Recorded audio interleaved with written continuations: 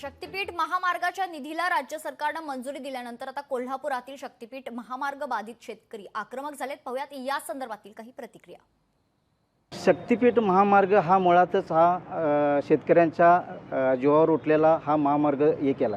शेतकरी या महामार्गामुळे शेतकऱ्याचा किंवा इतर कोणाचाही फायदा नाही। असं कारण तुम्हाला सांगतो की हा जर महामार्ग झाला, याला हा मार्ग जर आला तर पुराचा फार मोठा धोका आहे। सगळ्या या भागात जवळजवळ 13 ते 14 हजार एकर शेती या कोल्हापूर जिल्ह्यातली पाण्याखाली जाणार आहे। त्याच्यामुळे फार मोठा ऊसाची शेती किंवा शेतकऱ्यांचं हा मोठं नुकसान आहे। शक्तीपीठ महामार्गाला आमचा शेतकऱ्यांचा जवळपास 100% शेतकऱ्यांचा विरोध आहेच आणि तो राहणारच। कारण हा जो यांनी घाट घातलेला आहे शक्तीपीठ महामार्ग करण्याचा, तो त्याला वेगळे कारण आहेत। ते काय फक्त देवस्थान आणि हे हा विषय आता एक्झिस्टिंग सगळे रस्ते आहेतच, पण तरीसुद्धा त्यांनी हा घाट घातला आहे। आमचा विरोध प्रचंड असताना यांनी हा घाट घातला आहे। याला आमचा प्रचंड विरोध राहणार इथून पुढेही आणि आम्ही भूसंपादन होऊ देणार नाही।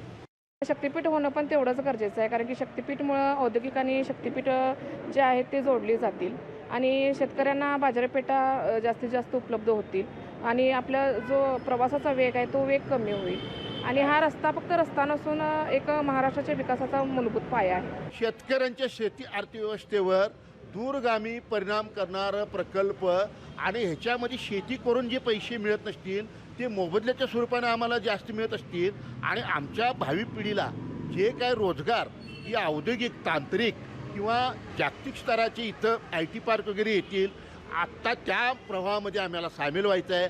शक्तीपीठ महामार्गामुळे इथल्या कोल्हापुरातल्या जो काय भाजीपाला, कोल्हापूर सांगली जिल्ह्यातला पश्चिम महाराष्ट्राचा जो काय भाजीपाला आहे, हे सुद्धा इतर जिल्ह्यांमध्ये जिथं कनेक्टिव्हिटी या शक्तीपीठ महामार्गामुळे वाढणार आहे ते अगदी फार कमी वेळात पोहोचू शकते। शेतकऱ्यांचा त्याच्यामुळे पण फायदा होणार आहे। लोकशाही मराठी ऐका, पहा, जागरूक रहा।